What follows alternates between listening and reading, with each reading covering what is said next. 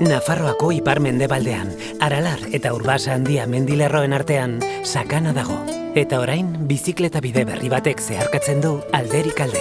Guztira 56 kilometro dira, seinaleztatuak eta seguruak Sakanako herriak lotzeko.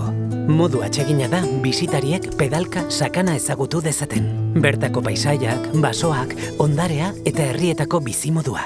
Gainera, ibilbidearen zati handi bat Sakanako Doneiakue bidearekin bat dator.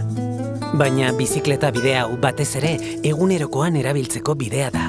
Herri batetik bestera joateko, lanera, ikastera edota familiarekin paseatzera. Autorik gabe, presarik gabe eta arazorik gabe. Sakanako bizikleta bideak ibarra zeharkatzen du, Irurtzundik Ziordiaraino, baina ez da Sakanan bukatzen. Irurtzunen bat egiten du Plazaolako bide berdearekin eta eder bidearekin, Eurobelo bat ibilbidearekin, zeina Atlantikoko kostalderaino iristen baita. Ziordian bat egiten du Arabako ibilbide berdeen sarean sartuta dagoen Lautadako bizikleta bidearekin. Horrela, Sakanako bizikleta bidea, horizontala, ziklobidearen parte da. Sakana eta Arabako Lautada lotzen dituen ziklobidea.